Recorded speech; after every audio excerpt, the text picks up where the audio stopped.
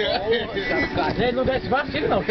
Não é vacilou. Oi, como é que tá o pessoal? Oi, boa tarde. Então pegar um copo de água aqui. Ó o Nelson não fez assim. Ele tá reganhado. Gente aí. Rapaz, aqui lá do Taquari, nós vamos chegar bem que dói. Mas bem que eu não veio. É assim mesmo. Aí, rapaz, minha ficou doido. E aí o Júnior, vamos pra pulseira. Não bota achar com o carro em cima da mesa. Não pra carteira. Ah, desse jeito não é namorada do Galo. Não, mas se ele jogou a chave um dia no bar com as meninas, ele jogou. No chão. Não jogou, caiu. Foi caiu, eu tava rodando a boate e caiu a chave do carro. Não, usa um relógio, eu não gosto de bola. Seja, mandamos cavar um buraco, se enterrar. Se quiser entrar numa aula de etiqueta.